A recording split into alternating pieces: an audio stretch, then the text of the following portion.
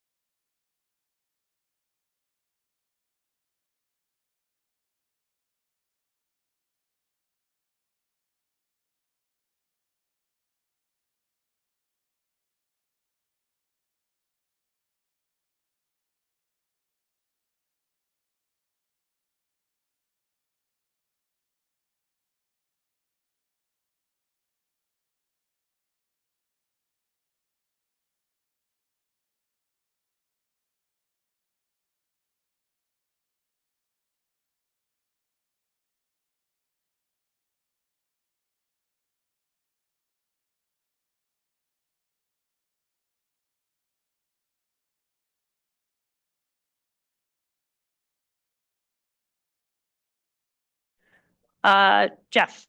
Thank you, Reeve. I will ask Jen to cover this. This item is coming back as a result of some feedback from our auditors during the annual audit process, and they had identified a couple of procurement issues that they recommended we address, and so Jen has put together some information to address the auditor's concerns.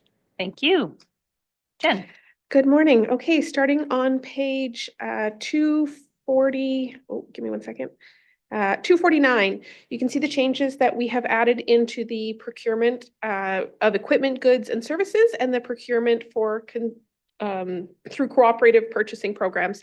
So if you recall, at the end of the year through our audit process, there was some questions and concerns about our use of RMA and Sourcewell pricing. We, at the time, felt that it met the requirements of the procedure, but they recommended some amendments here just to provide a little bit more breadth into the write-up to say that we rely on Canoe to provide some pre-tendered pricing to support our procurement. And there was a slight amendment there under 10.4 as well, where manufacturer specification and warranties need to be maintained. Purchases over $25,000 may be sole sourced. We've just added a little bit in there about exclusive dealer rights and manufacturer approved warranty facilities, just to ensure that we're covered across the board. Is there any questions? Councillor Fulton. Can you explain what exclusive dealer rights might actually mean? I understand what a warranties and repair stuff contracts would be, but what is a dealer right? Sure. So I'll give you an example actually that prompted this change. We have some oil distributors that support our rechipping program. They are Etnire, is that correct? There is an exclusive manufacturer's warranty dealer facility that is the only person who is authorized to work on these pieces of equipment. So we're not going out and requesting quotes from 3 different service providers to bring that in and get that equipment worked on, because that is the only facility that is able to work on it. They're the only one that's able to get the parts. So it limits our ability to go out and follow the procedure as it's written. And so we just want to make sure that we're putting that prescriptive language in to say, where we don't have a choice, we will go with the manufacturer's direction. Any other question?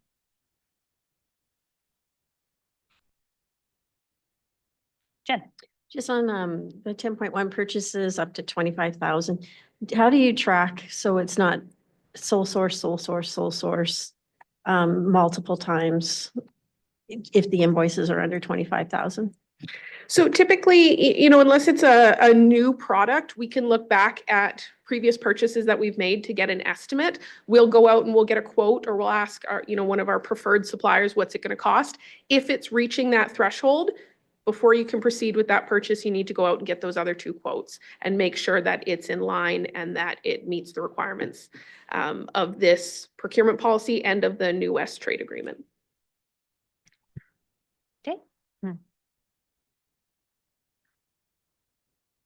And so, Jen, just as curious, do we pass this through our auditors to see whether or not this is, you know, what they're looking for, or we don't need any input from the auditors on this? We had a robust discussion at year end about the wording of the procedure, the spirit of the procedure, and what they felt was missing.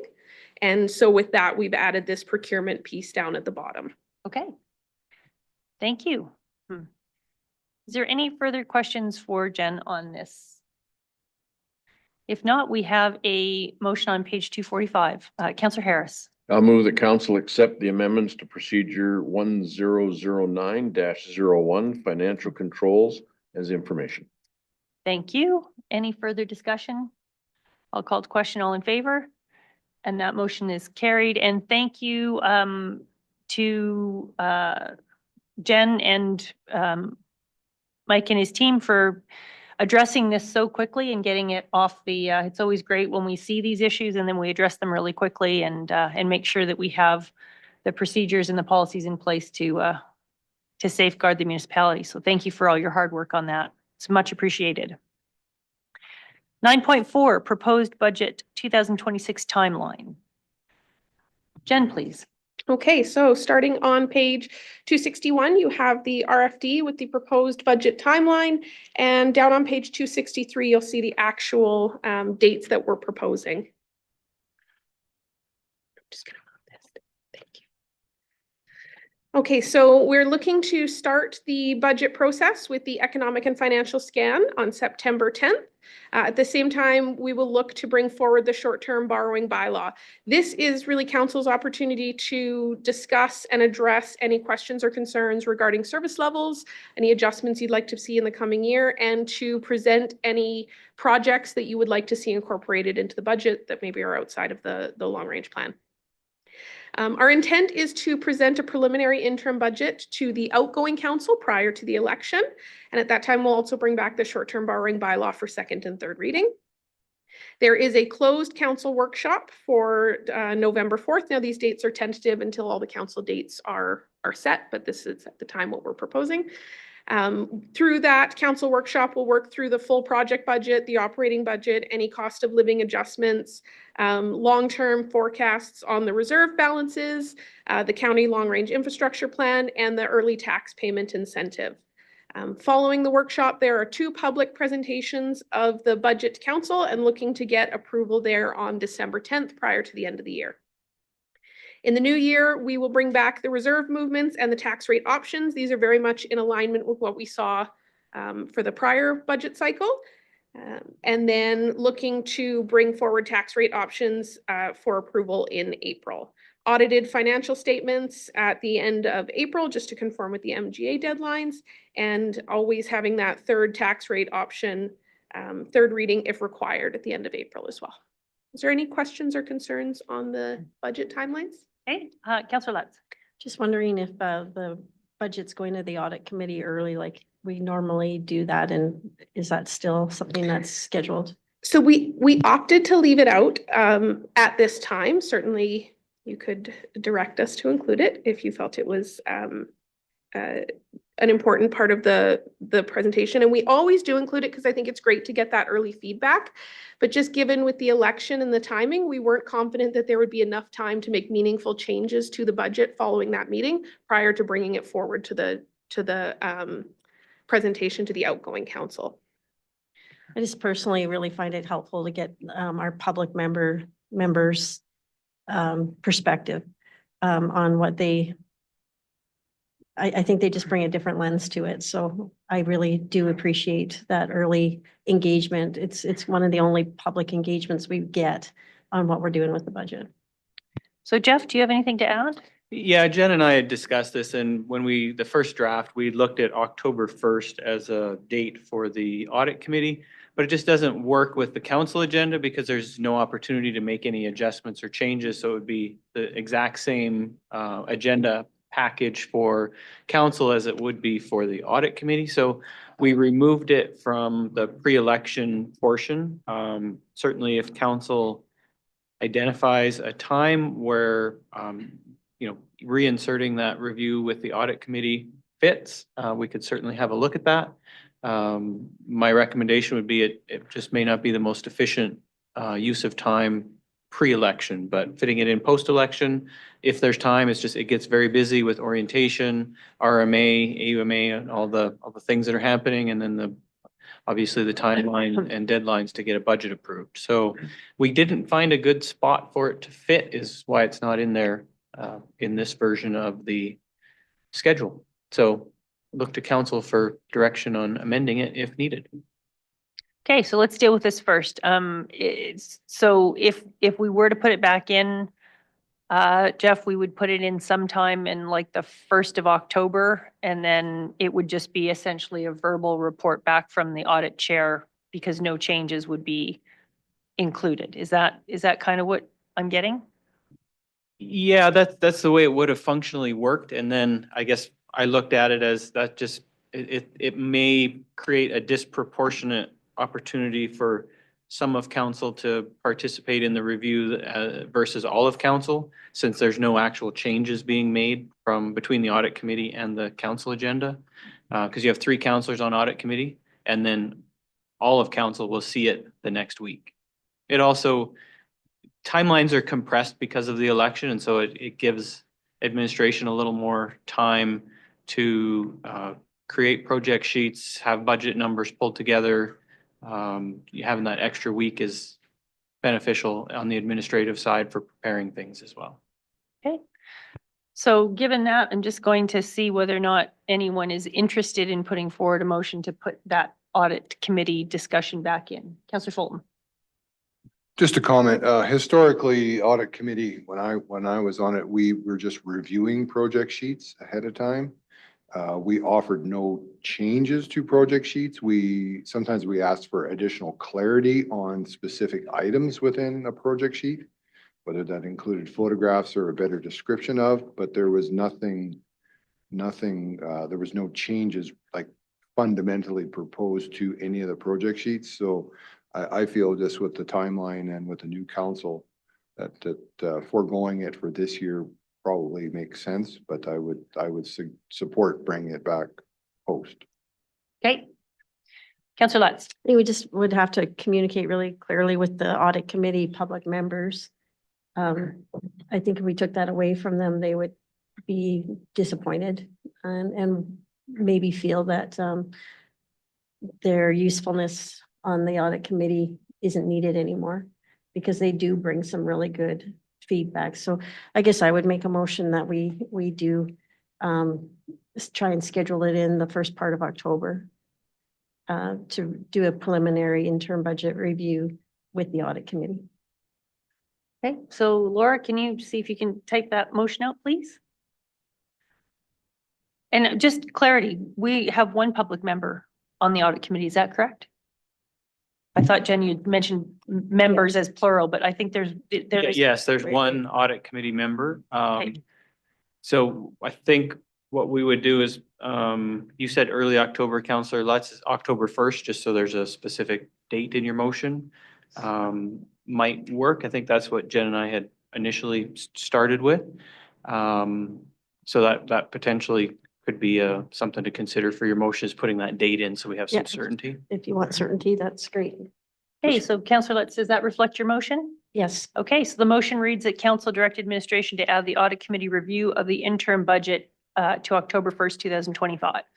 Discussion, Councillor Fulton. So just for clarity, it's not the interim budget, correct? It is only the project sheets. So we will prepare an interim budget for this outgoing council. It's a little bit earlier than we typically do, and we can present both at the audit committee as well. But typically, historically, the audit committee has only looked That's at correct. project sheets. Okay, any further discussion? Councillor Harris. Well, my concern is that the public member who sees this may not be the public member who continues after the election.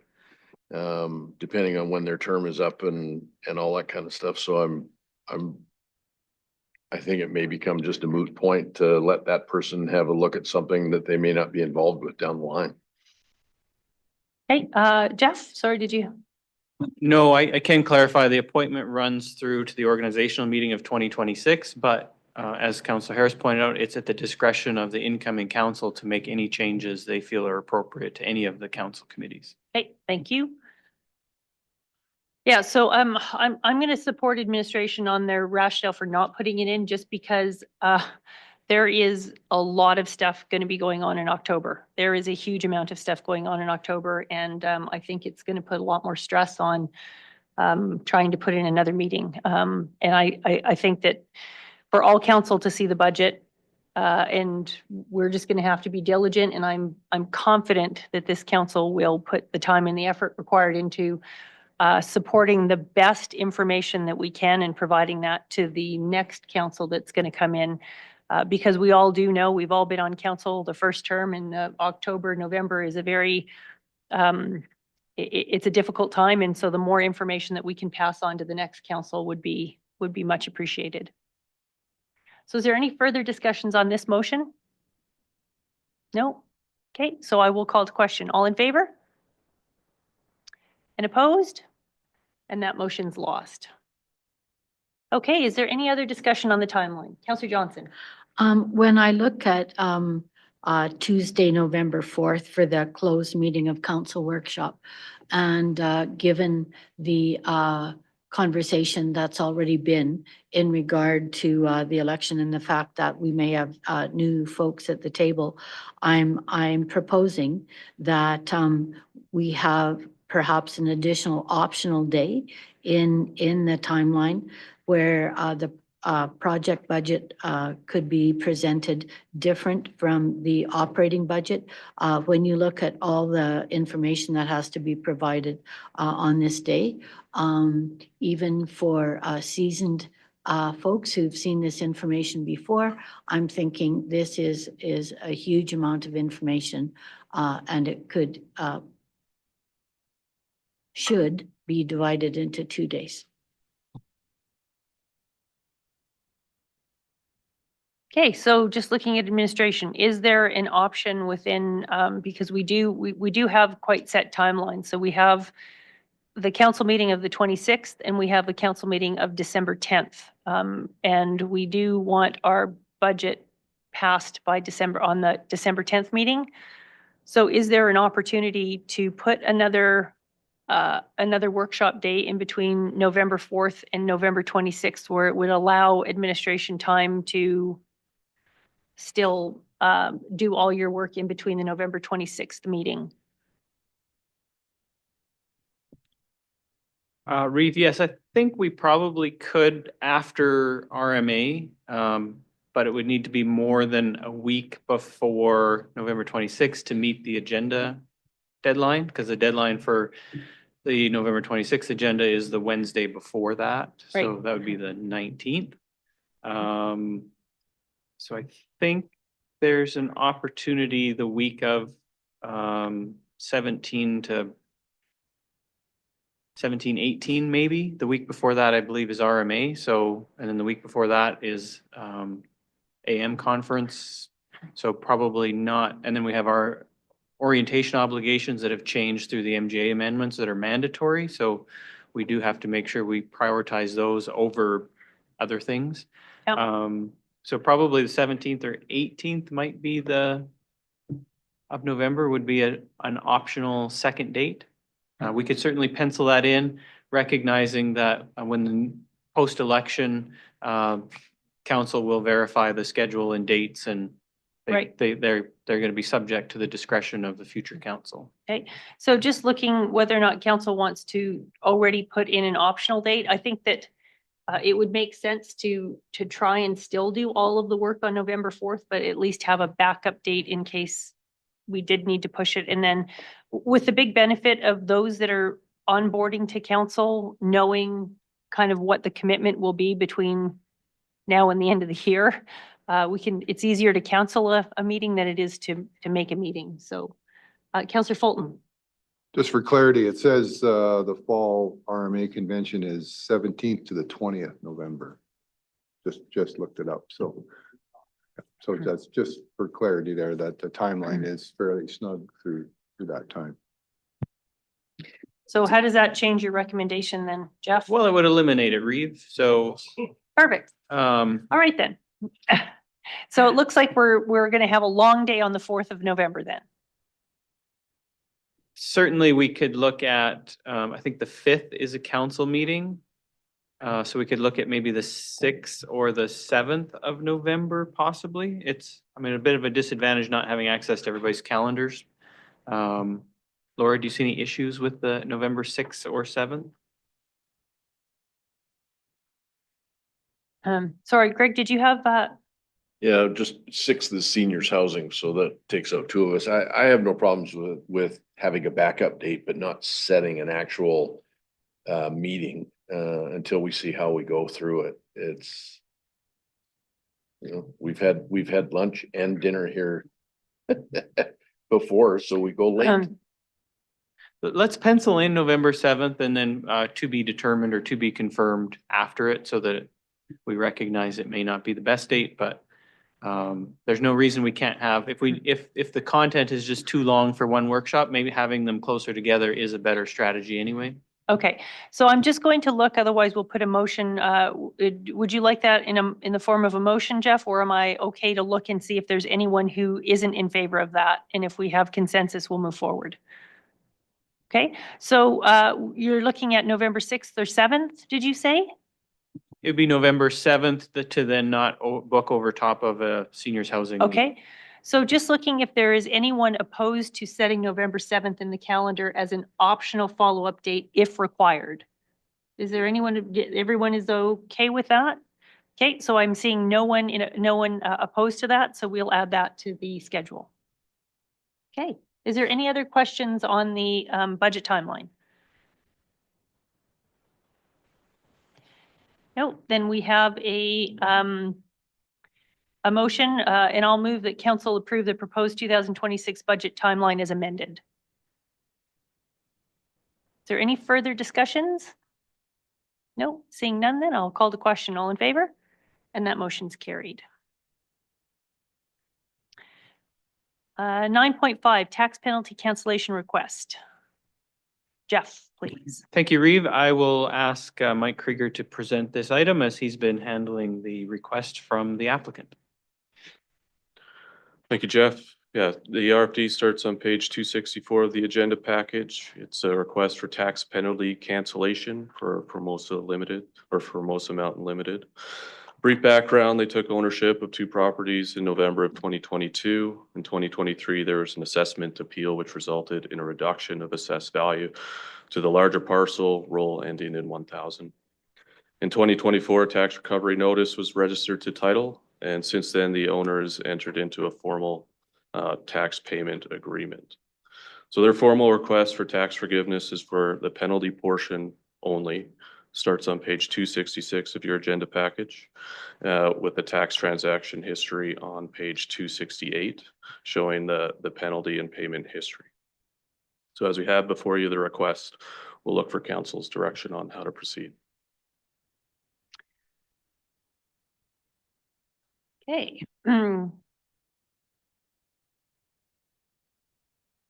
So maybe I will look for a motion and then discussion, or would you like to have discussion first?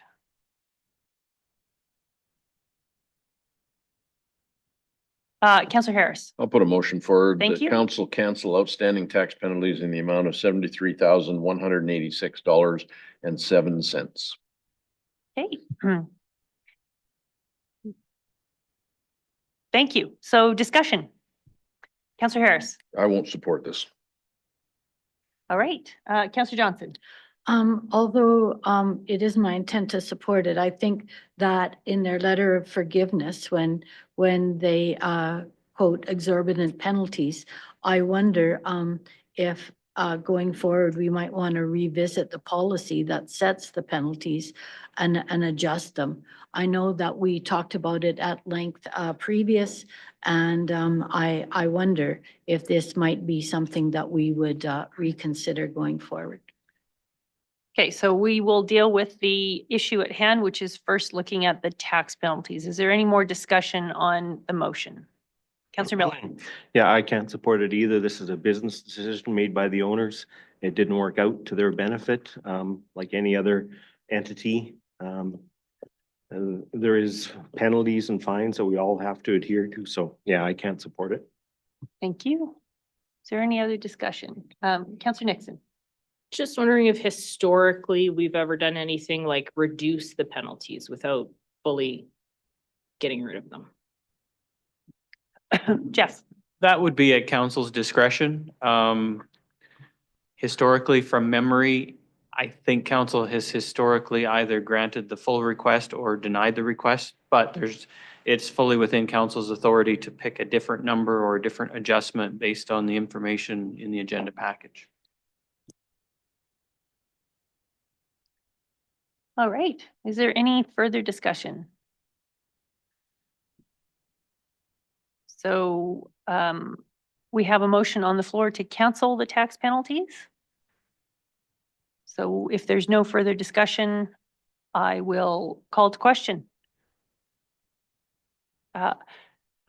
So just sometimes these motions are a bit confusing. So if you vote in favor of this, then we will cancel the tax penalty. If you vote in opposition to this, then the tax penalty will remain in place.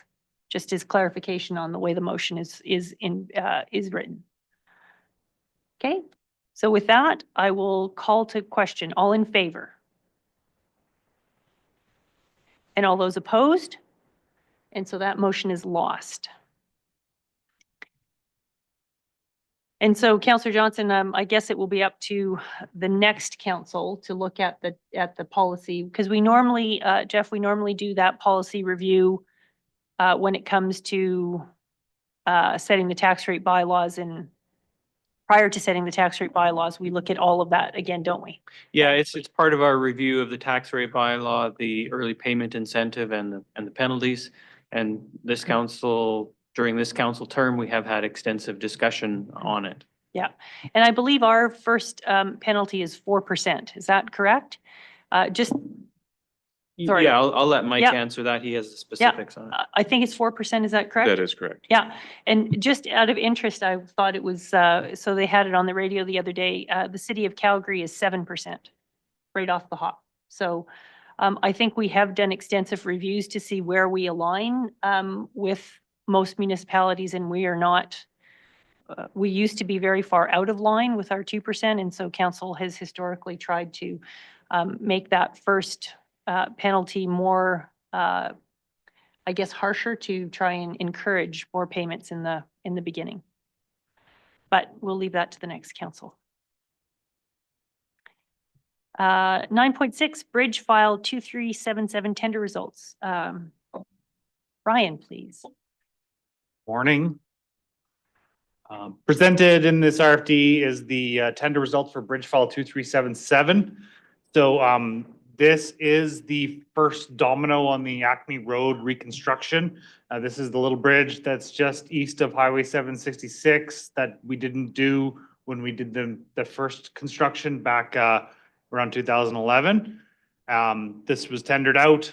A&A Paving was the selected tender, or the low tender. We did pre-qualify this to, as per policy, for 10 vendors, and they came in with the lowest price. So a portion of the money goes towards the bridge, which we're funding out of the bridge reserve, and the other portion is the road work that comes in, because the new bridge is going to be quite higher than the existing bridge, that will fund the road work that will go to it. So we're just sending this to council as information, and if you have any questions about the project. Council, any questions for Ryan? Just curious, Ryan, what the go around or the detour will be. It'll be, you will go down through Madden, 290, back up 766, Okay, thanks. because it's all chip sealed, right? Okay, so we're looking fairly decent on this bridge replacement, where we're not very far over budgeted. No, we're in where we thought we would be on this one. Perfect. Okay. There's no further discussion, and we do have a motion. Councillor Fulton. I'll move the council accept the tender results for bridge file 2377 replacement and accompanying road work as information. Thank you. Any further discussion? I'll call to question. All in favor? And that motion's carried. And 9.7, bridge file 2474 tender results. Ryan. Similar to the last one, bridge file 2474 was in the budget for this year to be replaced. This is a large, tall bridge on the Bergethal Road, just on the west side of Highway 2. Been on our radar for a very long time. As per the previous RFD, this project was pre-qualified, and out of the 9 contractors, 6 actually submitted tenders on this, and the low bidder was McLeod Earthworks, who we've been doing a fair bit of work with them the last 3 years or so. They've been really coming in and hitting our bridge stuff hard. So we're sending this to council as information, and if you have any questions, I'm more willing to answer them. Thank you. Council, any questions? No? Then we have a motion on page 273. Councillor Lutz. I move that council accept the tender results for bridge file 2474 replacement as information. Thank you. Any further discussion? I'll call to question. All in favor? And that motion's carried. On to 9.8, permanent road closure with Old Didsbury Airport. Ryan. Christopher. I'm just going to keep going down the line. I can, it says, I'm sure it says operational services on it. Well, it does, but I can provide I a have quick the little overview. applicant in the house. Yeah, I am the applicant. So as council is aware, we have conditionally sold 2 lots over at the old Stidsbury Airport. Those 2 lots are conditional on this road closure proceeding. So if you look at the map that is contained on page 279 of the agenda package, you'll see the red section right now is a portion of road allowance. And the applicant or the purchaser is looking for that portion to be consolidated into the lot that's hatched in yellow. And the purpose of that is just to give them a more usable lot there on the south portion. They don't believe that the roadway is required for access to that lot. From a history perspective, these 2 lots used to be 3 lots if council remembers. And as such, that little portion was previously required in order to provide physical access to that eastern lot. Now that those 2 lots have been consolidated, there are, or now that the 3 lots have been turned into 2 lots, there is sufficient roadway there to have the physical access to that eastern lot already. So that is what has been requested of the purchaser and the rationale that we have brought it forward to you. And we are looking to close it in accordance with section 22 of the MGA, and then to subsequently consolidate that closed portion into that eastern lot for us to be able to proceed with the lot sale. Hey, is there any questions for Christopher or for Ryan? If not, then we have a motion on page 276. Councillor Nixon. I move that council direct the chief administration officer to seek approval from the Minister of Transportation to permanently close a portion of an internal service road adjacent to road plan 2311025, block 1, lot 67, in accordance with section 22, road closure by resolution of the Municipal Government Act, and to consolidate the closed portion into the existing lot within the old Stidsbury Airport located in southeast 5321 west of the 5th. Thank you. Any further discussion?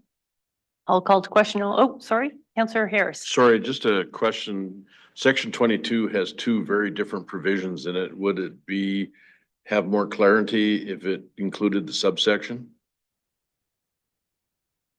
I think it would be sub 4. Yeah, that's correct. It is sub 4. Just so it doesn't go to transportation and they think it's the other one. Sure. Are you making amendment to the motion, Councillor Harris?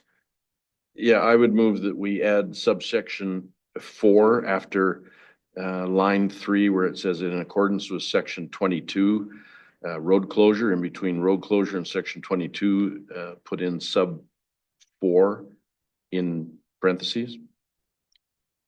Okay, and just looking at administration, that you can confirm that is the correct subsection? Yes? Okay, so we have an amending motion to include subsection 4 behind section 22.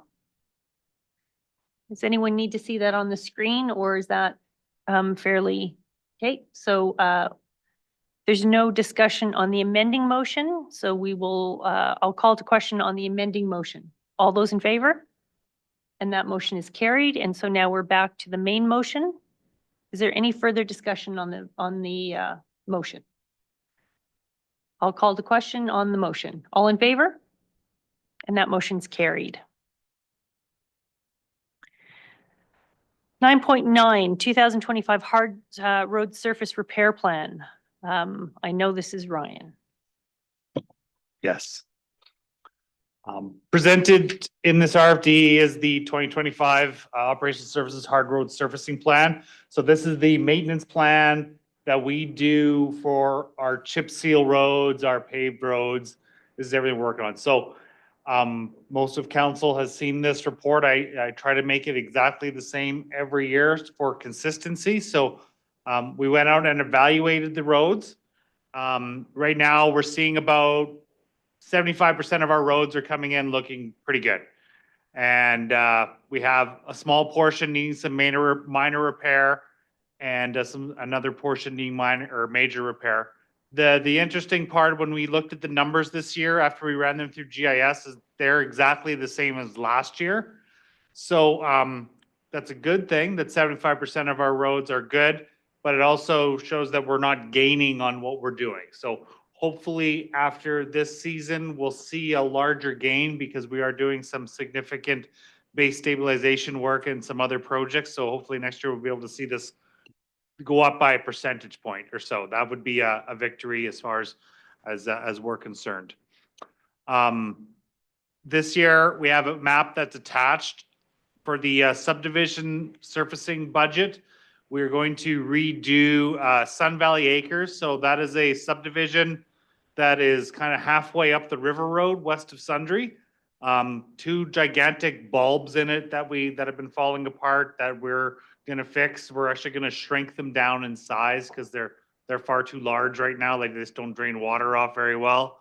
And the other one too, Doyle Drive is the local name for it. The locals put a sign up there. That is the road that's just on the north side of the Rosewood Campground off of Highway 760. Pretty rough shape. We were actually going to do it a couple years ago, and we had some issues with patrol in there. We had some issues with some building materials stacked on the road, and we just couldn't get it all moved in time to go do the work. So everything's clear. We're on good rapport with the ratepayers on that subdivision, and we'll go get that one fixed here. Most of the subdivision work should be done by mid-July. The next page up is the base stabilization program. So even though we're at the end of June here now, we've actually started most of these. So the first one there for doing base was the Township Road 303, the Carstairs Blind Line. That road has now been based and double chipped. And then in quadrant 2, we have a little piece of the Bergen Road between Range Road 24 and 23, which is actually already underway. The crews are out there this week. We pulverized it last week.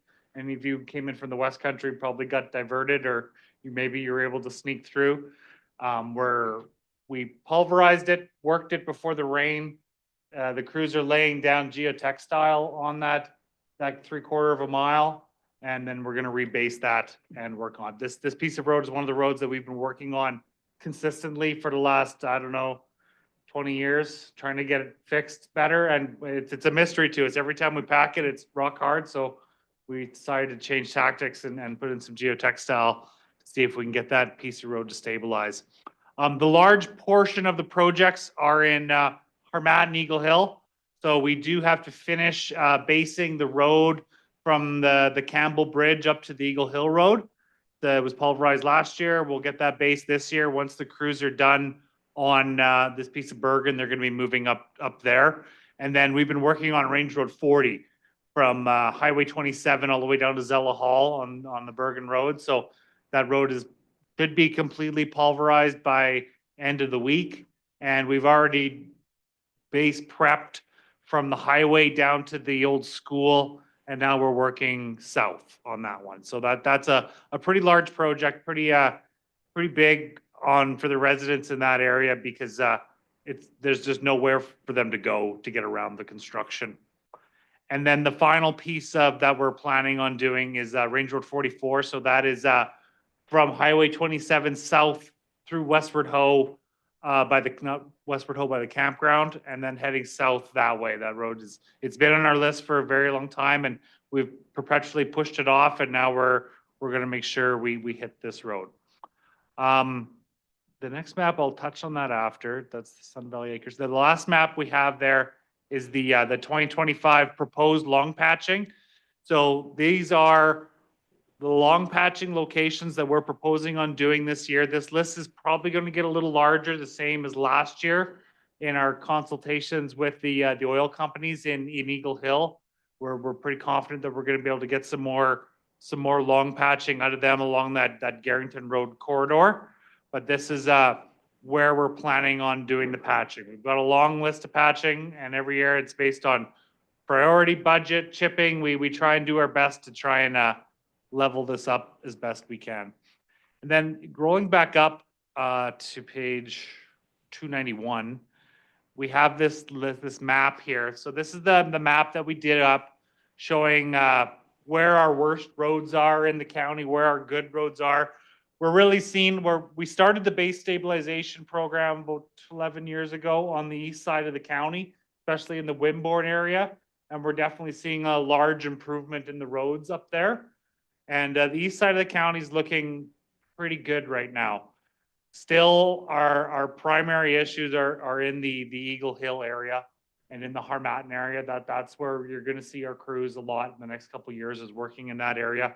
I know we were focused a handful of years ago on the Carstairs blind line coming out of there. We do have a little bit of road left to work on that, but hopefully after our chipping program this year and the base stabilization, we can kind of vacate that area.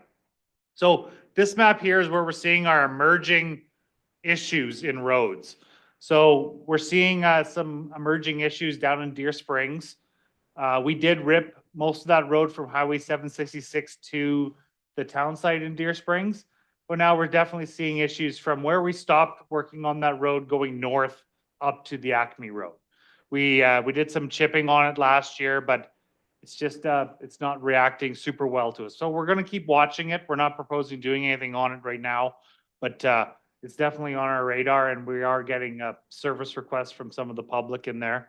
And then what we call the Garfield Road, we have done some work on there. We did the curves a couple years ago, but going north of Highway 580, we don't get any complaints from the residents in there, but it's something that we're watching. The road is narrow and does require a lot of repair every year. Fallen Timber Trail north of Township 310, we're seeing through the curves and stuff, the road is starting to deteriorate. And that one's a major route through there. So that's something we're gonna keep a really close eye on, just because if that piece of road, when we work on it, you go west of there, there's no other way in and out of that area of the county. Bearberry going up to Clearwater County, north of the store, and then the road that accesses down to the store, we're seeing a lot of issues on there. We've been kind of patching it, and we'd like to continue to patching it. Eagle Hill Co-op, different places on the Eagle Hill Road. We're just watching them. There's also what we call a feedlot. We're trying not to use names on this map, but going east of 766, there's a feedlot there that is really beating the heck out of the road, and we're gonna try and keep on top of the repairs there. Even though we're not using names, there was no other one to name this as Notley Oil. That's from Hainstock Hall going east to 766. That piece of road it's not in bad shape, but it's definitely something that's taking a lot of work. Continuing to the Garrington area, we need to continue doing some work and planning in there. Ozachek Heights, it's one that for counselors that have been on for a long time, it's very common. It's always coming up all the time. It's just southwest of Sundre. It's a really wet, soft area, and we're constantly having problems in there with the road falls apart, or we had an Amazon truck get stuck in the middle of the road there this spring. Like it's just a swamp up in this area. And then White Pit, we're gonna do some repairs there this year, but these are the areas we're gonna try and put some enhanced maintenance on. And then all the roads around Olds, which is a very general statement. We're just, in the last 20 years with Olds growing, we're just seeing more and more pressure on the roads leading into Olds. Range Road 20, Range Road 15, Range Road 14 on the north end.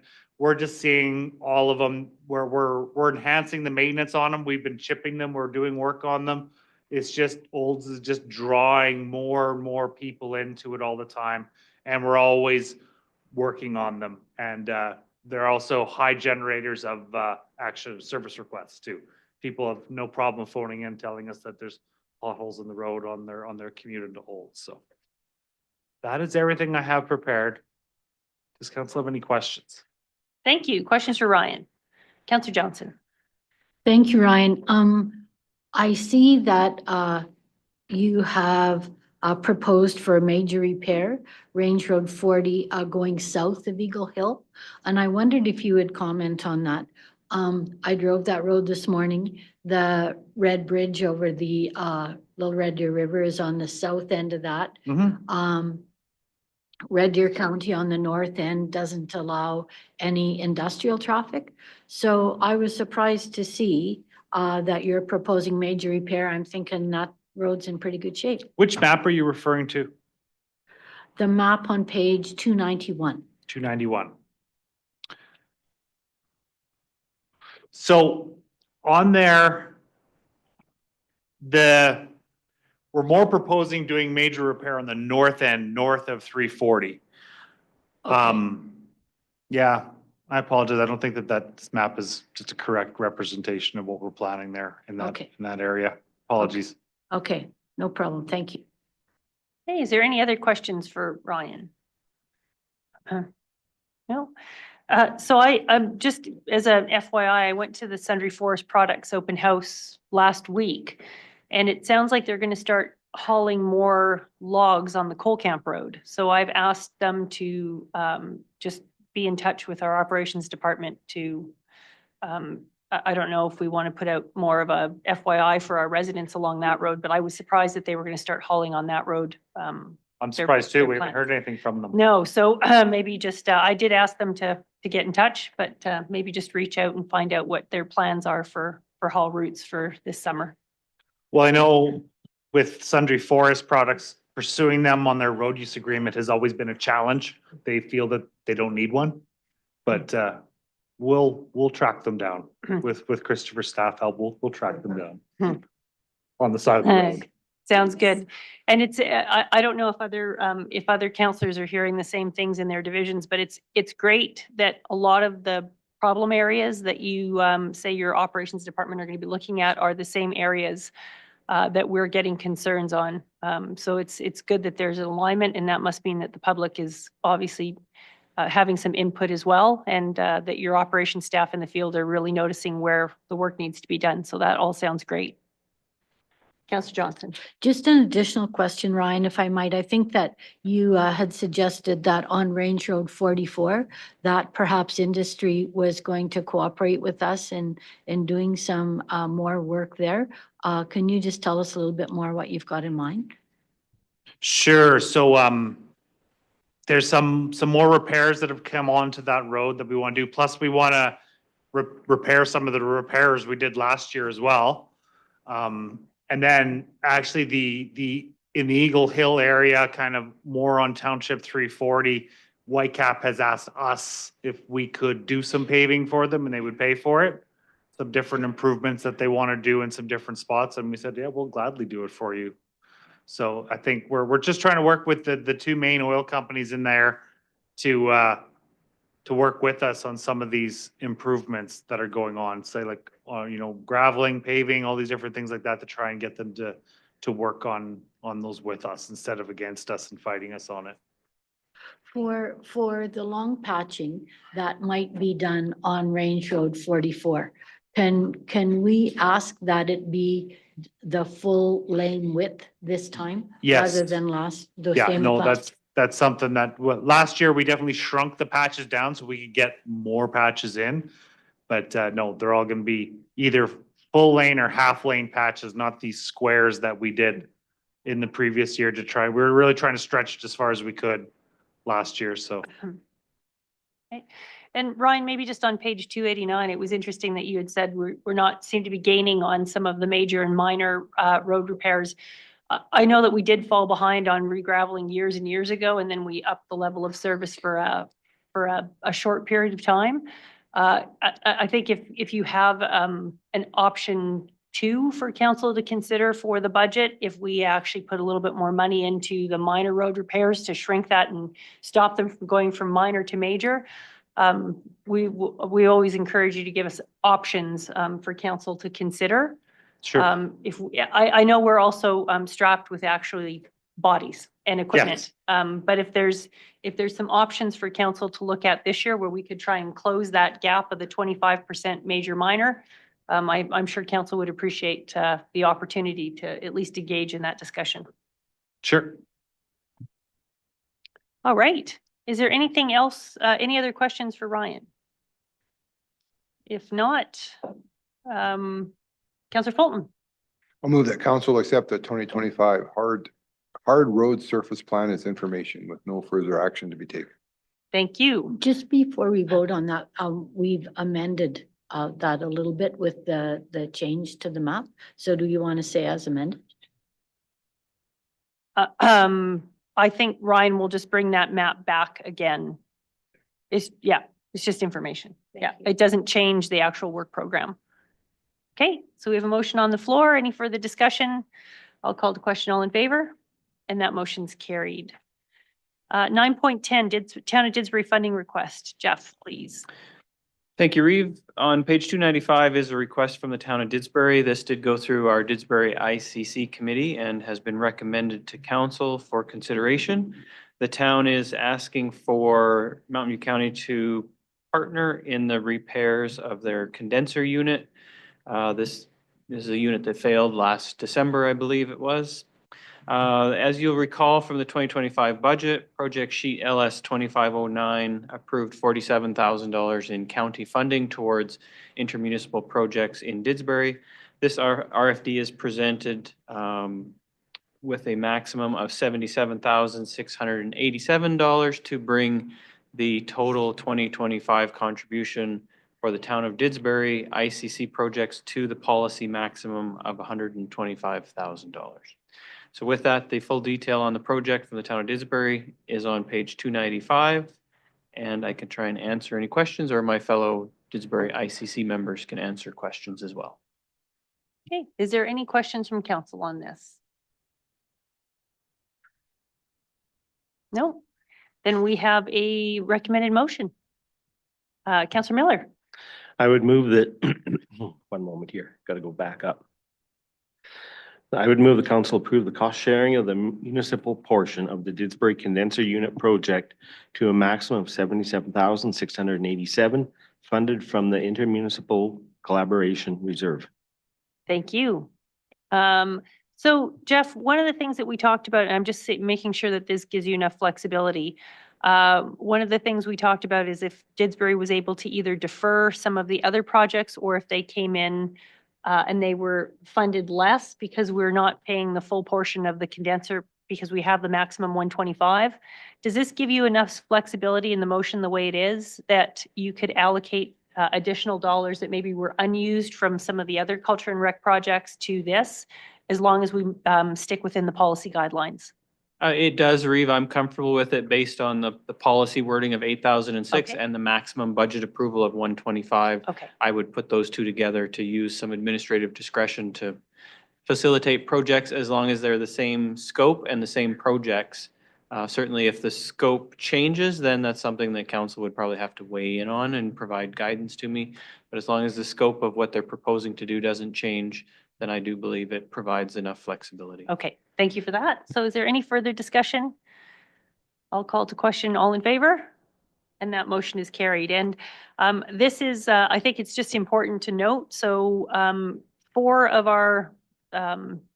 of our municipal partners have now reached out with projects to the maximum 125 spending. And then we've got Carstairs at just over $40,000 in funding requests. So congratulations to this council, I think, for the changes to the policy 8006. And not only that, but the communication and working really collaboratively with our partners. It's great to see this money go into the community where I know our residents are benefiting greatly from that as well. So yay, yes.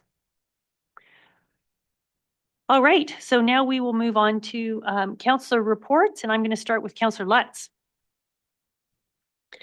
Well, I was away in Ireland, which was awesome, and did get 3 calls when I was away, and some emails, but some road concerns, and then the big one is residents in Division 7 being charged by Olds Fire Department for fire services. So I think we're going to, administration's working on that, but there is concern on a surprise. And I guess I sent an email out.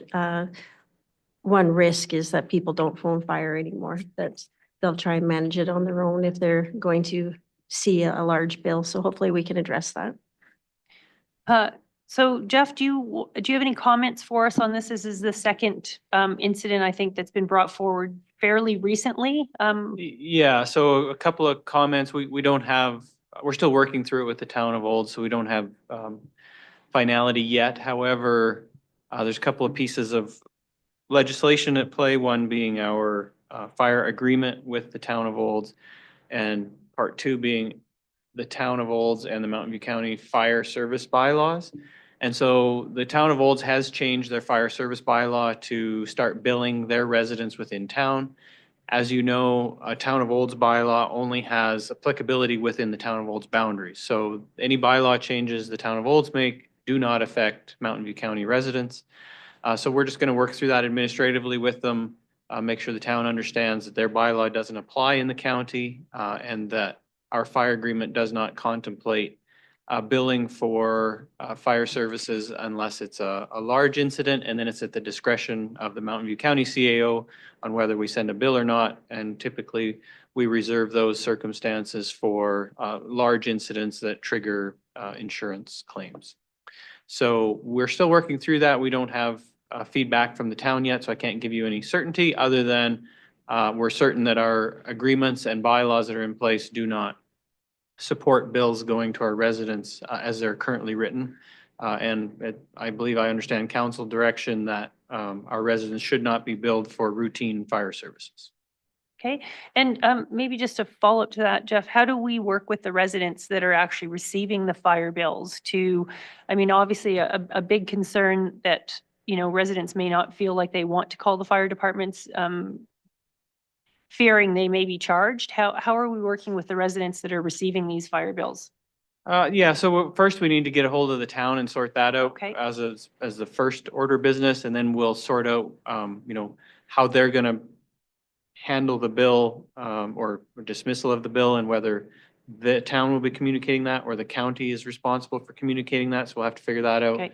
And then, of course, wider communications. You know, we're hoping to resolve this amicably without, you know, doing a PR battle with each other. So we'll need to figure out that piece, but we're waiting for the town to re-engage with us so we can sort all that out before we enhance our communications. Okay. Thank you. So just encourage residents to continue to work with your elected official, and yeah, we'll work hard to make sure that we sort this out in a timely fashion. And obviously we're apologetic for any inconvenience that this has caused, and we'll work hard to resolve the matter. Councillor Lutz, anything else? Nope, that's it. All right, Councillor Harris. Yeah, since last council meeting, we had some meetings with staff over some development issues in my area, and permit issues, and that went very well. 19th attended the NRCP meeting, which was very productive. I think the information was kind of higher level surface, but I think a lot of questions got answered. Also on the 19th was the seniors housing, but I'll leave that to our chair, Councillor Fulton. And I was able to attend and participate in a Bear Smart presentation at the James River Hall. Really well attended. It was, the hall was packed. But with both, it was a collaborative effort between our department and Clearwater County, which was nice to see. Attended the Sunday Pro Rodeo Parade, and I have to give all kudos to the residents of Sundre because they found ways to get out there under tents. People opened their garages, and they were full, so it wasn't just the residents. They had fire pits, propane fire pits going in most of them to stay warm, but they were there. And also kudos to we were in a closed car, so it wasn't a huge deal, but there were lots of people out on open floats and horseback, including our new MP for Yellowhead, who was out there back and forth, getting soaked. So yeah, I think it was a great event. And then lastly, the regional policing meeting yesterday with Carstairs, just going through, and I think that'll come forward at a future council meeting, clearing up or asking some questions on the move forward, and that'll come to council. That's it. Thank you. And Councillor Harris, and I caught it at the very end. Is there another Bear Smart meeting at the Bearberry coming up? It's tonight. But they're holding its same presentation and use of air spray at the Bearberry Hall. Yeah, and what time does that start? I want to say 6:30. I can check and let you know. Thank you. Okay. Councillor Miller. Okay, so very short, the 19th, myself, like other councillors, attended the NRCB meeting here regarding responsibilities and permitting of CFOs in our area. Then that afternoon, we had a special meeting called for Mountain View Regional Waste Commission, and I'm pretty happy to announce that July 1st is our target date for our recycling to be up and running. So it'll be at the Water Valley Transfer Site, Sundre Transfer Site, and the Didsbury Landfill. So that's something pretty exciting. Mountain View Regional Waste Commission will put out communications shortly announcing this. And we do hope for a July 1st target date, but I'm sure there could be a few days here or there. So they will announce the actual opening date. So I think that's good for our county residents to have that option for those that do utilize that type of need. And then other than that, just a few calls from residents regarding how we purchase our equipment and some road issues, and that's about it. Thank you. Councillor Johnson. Just a question for Oh, Councillor sorry. Miller. So what's involved with the recycling? Recycling what? So the recycling will take in glass, tin, and cardboard. Those are the main ones that will appear right away. Mhm. Thank you. Sorry, Councillor Letts. Councillor Johnson. Thank you. I attended Eagle Valley Cemetery cleanup. We had an excellent turnout for that. Helped with the Sundre Hospital Futures at Westward Ho Park. Sundre Hospital Futures did a barbecue at the park to promote a bridge about the work that's being done on the new Sundre Hospital and the work that the Sundre Hospital Futures is doing. The folks at Westward Ho Park were very thankful and cooperative in that. The Ag Service Board meeting, there was ongoing discussion about the land lease policy. Still doing some work on that. Attended the MPC and the NRCB, was interested to learn from NRCB that even in their small staff of 34, that includes 4 scientists and 2 lawyers. So certainly they have a pretty skookum staff like us. The Red Deer River Watershed Alliance Annual General Meeting. The keynote speaker was Dr. Masaki Hayashi, who spoke about understanding groundwater, surface water interaction. He has been doing work in the area of Rocky View County for about 10 years, where they're using citizen science to collect static water levels in wells. He presented some of that information. He talked about the $1,500 piece of equipment they need in order to do citizen science. I think I will propose to Ag Service Board that we perhaps look at acquiring that piece of equipment for our ratepayers to use in order to measure ongoing static water levels in their wells. There's lots of interesting information that can come out of those trends. Certainly, the longer you gather information for, the more meaningful the trends are. So if we utilized our working well workshops, because not all wells meet the criteria for that, but many of them do, I think there's real potential for us to garner some really good information and decisions that might come out of that. Also attended the Sundry Rodeo Parade and the rodeo, both very, very well done, and a Sundry Wellness Advocacy meeting yesterday. Thank you. Counselor Nixon.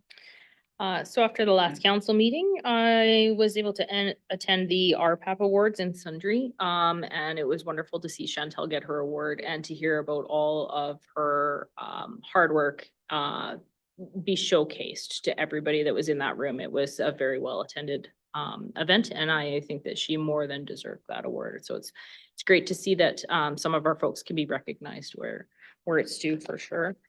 And then I also attended the Greenwood Neighborhood Place 25-year dedication for the 2 trees and the bench, MPC meeting, the NRCB meeting, Sundry Pro Rodeo. I also thought it was great. Just as we went along the route there, watching people with their fire pits and kids with umbrellas and rain boots on and tarps set up and canopies set up and people just trying to figure out any way to still be out there and show their support. And collect their candy, except for all the stuff that went down the river that was going down the side of the road there from all the rain. Poor kids were chasing it down there. Somebody was pretty smart. They had a net. So I thought that was a great idea. Catch all the candy. You don't even have to run anywhere. But great to see how many people came out in the pouring rain to attend that event as well. And the rodeo as well. Fantastic, muddy. Those some of the contestants who were bucked off or fell off or didn't quite make it on, get drugged through the mud and fall in the mud. It's probably a little softer than other years. And then to watch those poor kids at the wild pony races just get dragged around that arena, just sopped in mud. It was pretty good. It's always a fun time. So I'd just like to congratulate the Pro Rodeo and the parade committee for all of their hard work. It's a lot of effort to put that on. I think they do a great job. Of course, always helping people and residents with their concerns. We had some signs turned the other day. Thank you very much to admin, and I assume it was ops staff that went and did that after I emailed. So appreciate getting that done. That was the sign for the Bergen Hall Canada Day breakfast, which unfortunately I won't be able to be attending to. That's the day that my children graduate. So we are booked for the entire day with all of the grad events and things. So hopefully that event goes really, really well, and hopefully the weather's great. I don't know, it's iffy. And that is why rural kids are tough, because those kids would eat anything, didn't matter what was floating down, they were picking those things up, and they was and great on the parents as well. That's why our rural kids are so tough. Councillor Fulton. All right, so back on June 12th, Mountain View Seniors Housing CAO and I attended the Town of Carstairs policy and priority meeting, just to begin the discussion about potential for future build in Carstairs. The discussion was very good and robust, and I think we learned some things, and they learned some things about what Mountain View Seniors Housing can do and has a plan for. That evening, I attended the Carstairs Seed Plant Board meeting. A bit of a challenge there. Their plant manager passed away quite suddenly, so they're in a bit of a spot right now, but luckily it's summer and they can work on recruiting a new plant manager. They have a second employee that's going to look after some day-to-day stuff there for that until a new manager can be hired. On the 14th, I was able to bring greetings to the Koinonia grad class at the Baptist Church in Olds. That was they need a bigger facility, man. It just, back in the day, I guess they've always been at the Baptist Church, but there's 28 grads, I believe. It was and that's very full, and it's quite an event, never been before, so I was happy to be there. The 16th at Carstairs Library Board meeting. Plan of service work continuing. We're going to have a one-day workshop in September. Public surveys have been out, reaching out to the community to see what we citizens would like to see from the library in the future. And then the 19th had the MPC meeting in the morning, and then the NRCB presentation, and then off to Mountain View Seniors Housing. Big news out of the meeting is we passed our 2026 to 2028 business plan that goes to the province. So that was quite a lengthy document. Happy to have that done and pushed on. And we continually going through the policies, just much like us. So we had seven new policies, our updated policies, and rescinded three policies there. So apparently there has been some policies that are quite dusty and need to be looked at. And actually, we have some policies that we never had before. So it's on top of that. So that's all I have. Excellent. Okay, so it's already been mentioned about Chantel Crawford and her Rhapsody Hero Award. Amazing. I was able to attend the opening ceremonies for the Elks Conference in Olds, and the President's Ball. It really is just an amazing organization, and the funds that they raise and the community support that they provide it's inspiring, and they're just a wonderful group of people. We had our last Playhouse meeting last night, so looking forward to July 1st. We've roped Councillor Lutz into coming, and Councillor Harris will be cooking breakfast for us. So please come and enjoy a breakfast at the BMO Bank of Montreal parking lot. 7 o'clock it starts on July 1st, and then the whole day is the Playhouse build. And then the draw is at, I think the judging is at 4:15-ish, 4:30-ish. We have 9 kids that are coming anywhere between the ages of 3 and 8 to judge the playhouses. And yeah, that's looking forward to that. And then obviously the draw after that. So a full day of fun. Please come out if you can. We'll have a T-shirt for you. You can swing a hammer, throw a paintbrush, lots of exciting stuff. So with that, that is the end of the council reports. Is there any questions? No, then we have, could I have a motion to accept all of those for information? Moved by Councillor Nixon. And I will call to question, all in favor. And that motion is carried. And so I don't think Mr. Richmond has joined us yet. No, okay. And so we have our STARS delegation here. And so we will move on to 5.2 delegation and ask the STARS, the star people to come forward. Thank you for making the journey to our council meeting. We appreciate having you come every year and report all of your wonderful life-saving experiences during the year. So I will hand it over. Well, thank you very much. It's a pleasure to come back to Mountain View County. Certainly a beautiful drive this morning with all of the rain, a little greener than usual. So this year, STARS is celebrating our 40th anniversary. Over 63,000 missions flown to date, and we still are providing the highest level of critical care, spanning from our 1 base in Calgary to now our 6 bases across Western Canada. And as a charitable organization, continuing to operate after all of this time at no cost to the patient. You may have heard, it was last year around this time that we did announce that we secured another 10-year service agreement with our largest donor, Alberta Health Services. So we greatly appreciate the sustainability this provides for STARS. And after that, in Alberta alone, we must fundraise 56% of our direct operating costs. And thankfully, the STARS Lottery is still our largest fundraiser, bringing in enough proceeds to pay for 1 base in Alberta. Next slide, please. Of course, part of our funding, a good portion of it, over 2 million, comes from our municipal initiative. So this map of Alberta and northeastern BC shows the different levels of support. And as you can see, we do have over 95% of Alberta rural municipalities supporting in a united effort. And 75% of those are regional leaders. Mountain View County is a regional leader, contributing well above the $2 per capita, contributing $4 per capita. So thank you very much for that.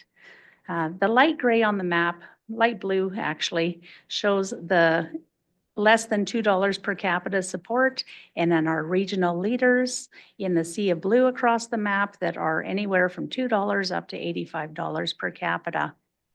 Provincial leaders are shown in green, who have a logo on our helicopter, so many on a standing motion and a fixed rate of support as part of their emergency protective services budget, creating greater sustainability for STARS as well.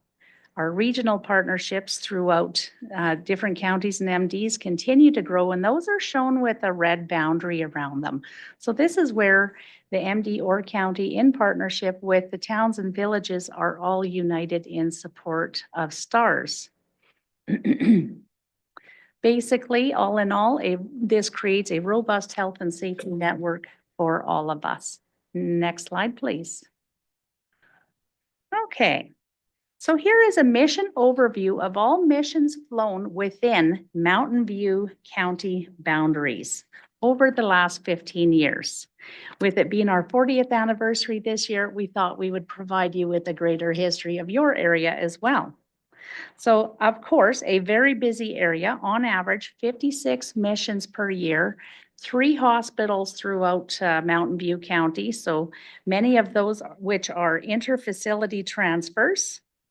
And then, of course, a number of scene calls throughout the area where your fire department and other fire departments help land our helicopters. So we greatly appreciate that.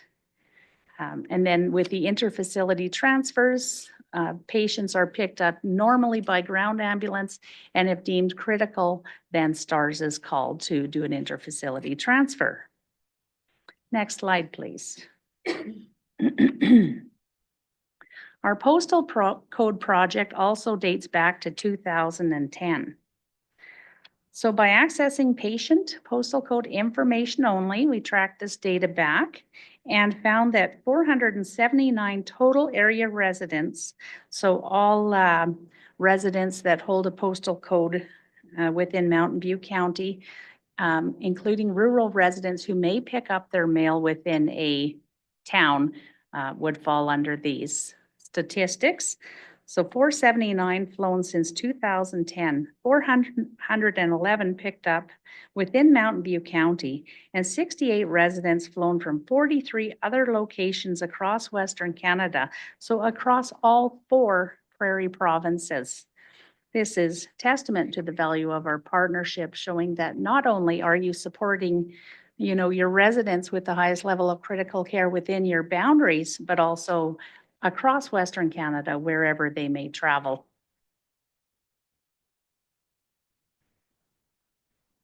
All right, so we thought we would share a little more insight into our mission log through the Emergency Link Center in Calgary.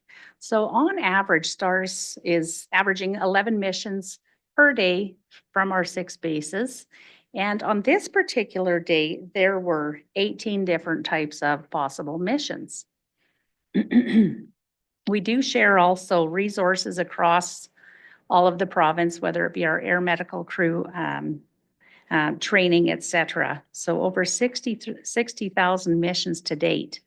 And on this particular day, I'll just go over a few of these missions just to provide a little more information on how STARS is available on all modes of transport. Mission number 3 was for a NICU patient, and this is where our crew actually transported the NICU team out to where the critically ill patient was, provided care on site, and then went by ground ambulance with the baby. Mission number 7 was near Edmonton for a rollover incident.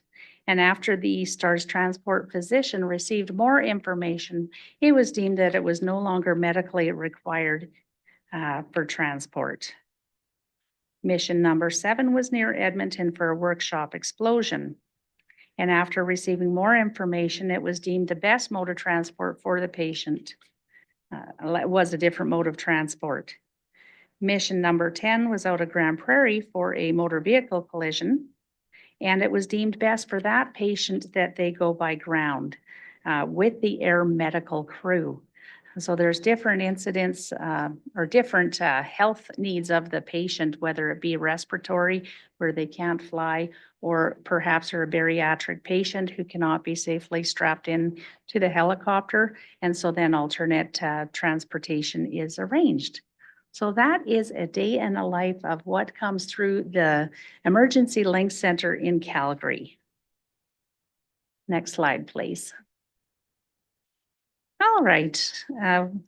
STARS does have night vision goggle capability and continues to innovate, also adding the universal blood on board over 10 years ago now.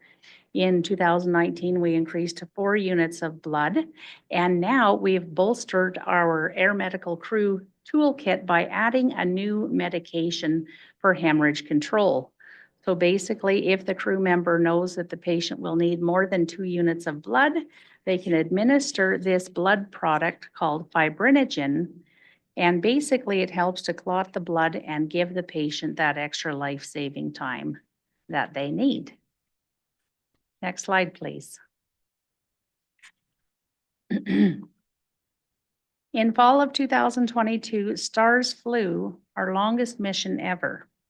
And this was up into northern BC. So Doug McTavish and his friend were on a fishing and hunting trip. And basically they put their boat, put their boat in the river, traveled 5 hours up the river, hiked up into the mountains. And at this time, Doug realized he was having a full-blown heart attack. Well, there was no cell service in the area, so they decided to try in-reach radio to contact their emergency contact. And that contact was trying to figure out how they could reach Doug. They tried search and rescue, and being that it was going to be dark soon, they were not able to dispatch as they didn't have the night vision goggle capability. And at that point, the Emergency Link Center decided to dispatch out of the Grand Prairie base. So from there, they flew to Fort Nelson to refuel and then to Chi House where the patient was located. At this point, things became a little bit tricky where they had to land the helicopter along the riverbank between some trees with the tail end of the helicopter over the river. And then it took all 4 crew members with packs on their back to go across the river and hike up into the mountains where Doug was. Thankfully, they gave great directions, Doug and his friend. So they provided critical care on site, brought Doug back down the mountain and across the river to the helicopter. And then they began their journey back to Grand Prairie. So they did refuel in Watson Lake, then Fort Nelson, and to Grand Prairie, where then our air medical crew went with Doug by Alberta Health Services fixed wing to Edmonton, where he could receive the remaining care that he needed. So Doug is doing very well today. And in all, it was 2,408 liters of fuel burned, 1,763 kilometers flown, 8.2 hours of flight time, and 5.3 hours with the patient. 1 life saved. So we're very proud of our crew and their ability to work in all types of weather and situations. Thank you. All right, so Mountain View County, you, like I mentioned earlier, you are a regional leader with STARS contributing $4 per capita on a standing motion. So thank you for the sustainability that provides for STARS. Next year, you have the opportunity to become a provincial leader with many of those others that were shown on our green map. After your contribution in November of 2026, you'll qualify for logo unveiling for reaching 500,000 in cumulative giving. So being that that's close to winter, we would probably expect to that you would want to plan your logo unveiling for spring or summer of 2027. So yes, thank you very much for your support. You are served by 2 bases, Calgary and Edmonton, as well as the hospitals that are on our virtual care program, which allows us to provide critical care anywhere. You've been a partner with STARS since 1988, so almost as long as STARS has been around. A life is saved every day, and your partnership continues to make it possible. So thank you.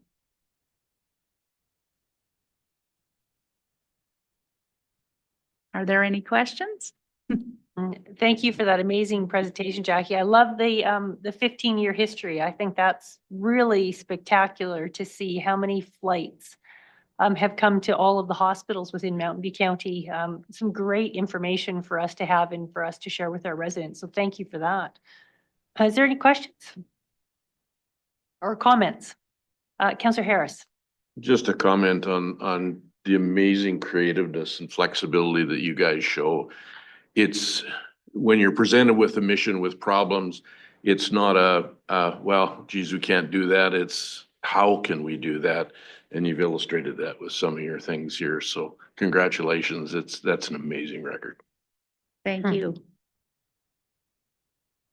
And it's very exciting to have a logo unveiling for the next council that's going to be coming forward. That's very exciting. And it just goes to show that you don't have to give a lot. I mean, although we do 4% per capita, it sure adds up after all of the years. I mean, it's the $500,000 is that's outstanding. So we're proud to be a contributor to STARS for sure.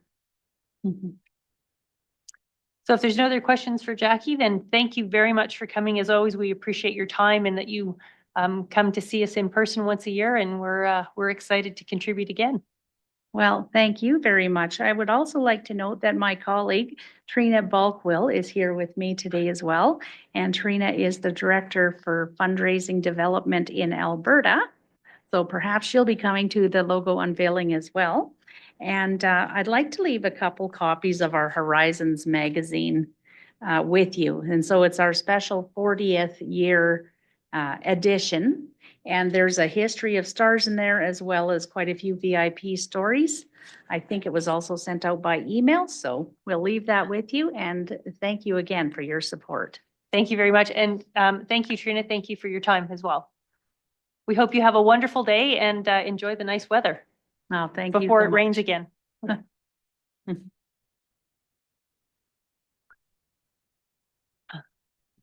And yes, you can leave those with Laura. She'll make sure that that they're in a place where everyone can see them.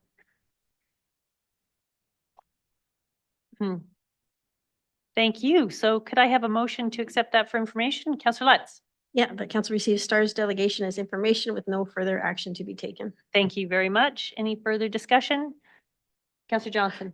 Just when I look on page 85 and see how many times that Sundry Hospital has done the transfers and the near Sundry people, I'm thinking that perhaps we should share this with the Sundry folks. I know that in the work that Sundry Hospital Futures is doing, that this might be a useful piece of information. Yeah, I would suggest that everyone share this with any organization that they want to, because it's a public agenda item and it's great information. Okay, so we have a motion to receive as information. Any further discussion? I'll call to question. All in favor, and that motion is carried. Greg, do you know if Dan is going to be joining us? No? I don't. I haven't heard from him. I didn't contact him prior. He does have some other issues. So. Okay, no, that's fine. So we'll go on to correspondence, and then I think it's just looking at Laura for process. It would probably be easiest if we made the motion to go in closed session, and then you could close that down before lunch. Is that correct? Okay. Okay, so let's go on to correspondence items. We have 4 items. We have the Egg Service Board minutes, and then we have 3 contact newsletters. Is there any discussion on any of those items? Is there anything from Egg Service Board that anyone wants to highlight? I do go through the minutes, but sometimes you miss the conversations and such. Is there anything that council should be looking at in those minutes that you would like to draw us to our attention? No? Okay. And is there anything on the contact newsletters? If not, we have a motion on page 297. Councillor Johnson. I would move that council receive the information items as information. Thank you. Is there any discussion on that? Seeing none, I'll call to question. All in favor? And that motion is carried. And so that takes us to the end of our open session agenda item. And so maybe prior to going to lunch, we will have ask for a motion to go in closed session, and then Laura can shut down all of the course or all of the requirements. Councillor Harris, Move, we go into closed session. thank you very much. I will call to question. All in favor? And that motion is carried. And so council has now moved into closed session, which will end the public broadcast. Any motions made following the in-camera session will be captured within the council's meeting minutes, which can be found on the county's website within the next few days. Thank you for tuning in.